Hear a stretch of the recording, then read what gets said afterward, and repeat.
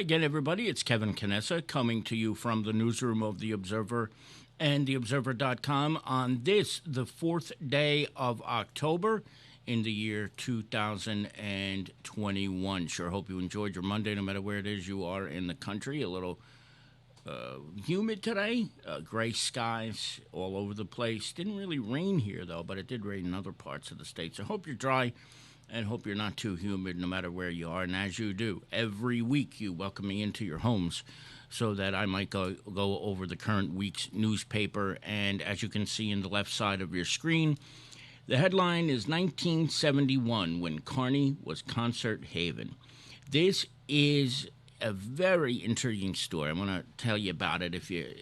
Some of you may remember, those of you who are in the class of 1972 at Kearny High School especially, should remember this. A couple of weeks ago, a gentleman by the name of Harry Carr called and said, I have this story I want to share with you. Harry was a business teacher at Kearny High from 66 to 76. And he used to put these incredible concerts together, and they were fundraisers for the senior class. And for the class of 1972, he was the senior advisor. He decided that he wanted to get the Fifth Dimension to play the stadium at Kearny High. Now, he's already had some big name acts at the Kearny High School football field, including Frankie Valli and a whole bunch of others. And it was going to be a little bit expensive, about $30,000 for 1 hour for the Fifth Dimension to play the stadium at Kearny High School, the equivalent of about $120,000 now in today's terms. But he was able to get them. They played the stadium, and it was a rip-roaring success. And the thing is, the date of this paper is October 6, 2021.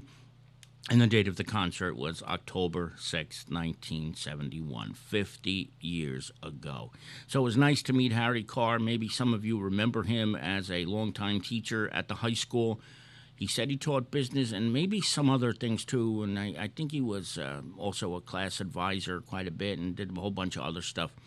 And it was really nice to meet him and for him to share the stories that he had of putting these concerts together and how difficult it was, how not cheap it was. And they used in 1971 the proceeds from the concert to, of course, pay off part of the prom for the senior class, but also to buy a radioisotope machine for West Hudson Hospital. They didn't have one.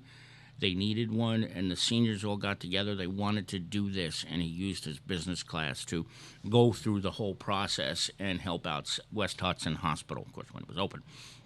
But that's the front page story. Hope you'll check it out. And it was great for me to be able to go down memory lane, and I hope it will be for some of you, too, especially those of you who were around the class of 72, 71, 73, 74, 75. Also on this week's front page, Santos is urging everybody in the town of Kearny to get a vaccine. Hudson County's rate is very high, compliance rate, and there are still many doses available in the town of Kearny. So if you haven't gotten it yet, the mayor is pushing for residents to get the vaccine if you haven't already. And visit kearnynj.org if you are, in fact, interested. My buddy Ron Lear has a story this week about full-day pre-K coming to the borough of East Newark. There are two classes, one at the Borough Elementary School, the other is at the Old Holy Cross School, where grades 6 through 8 also attend school now. I didn't even know that until Ron told me about that. So the superintendent of schools, Rich Corbett, promised that he wanted to get this done this year, and he got a grant. He was one of the few municipalities in the entire state, the only in Hudson County, to get the funding from the state to pay for full-day kindergarten. So check that out on page number 2. On 3,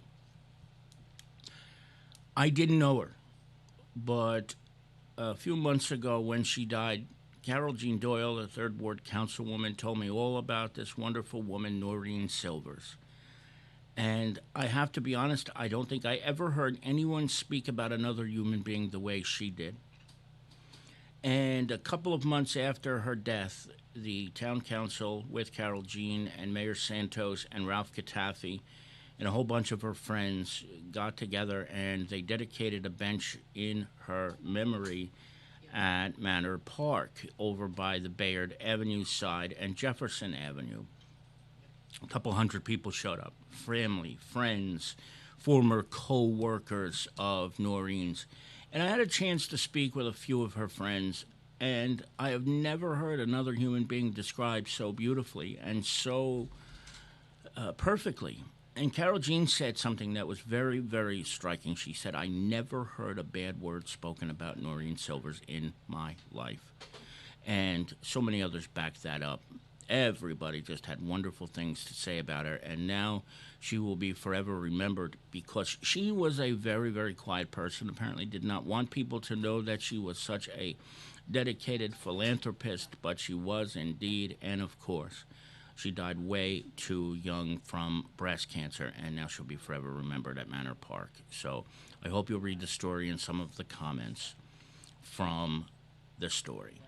On page number 4, a retired Harrison police lieutenant has a prominent role, a good role, in the Saints of Newark, the new Sopranos movie. I don't know about you. I watched it over the weekend and didn't like it, but I am sure, this part was very good. And I'm not going to tell you who it is because I want you to pick up the paper and see. It's a retired police lieutenant from the Harrison Police Department who had a role in the movie and who was also in the first round of The Sopranos back in 2000. So check that out on page number 4. But the movie itself, very, very disappointing. 2 men in Belleville rescued a neighbor of theirs during Hurricane Ida and were recognized by the mayor and council in Belleville. So you can check that out when you get a chance on page number 5 this week. A couple of other things as well. Jim Haig has his usual sports and the athlete of the week.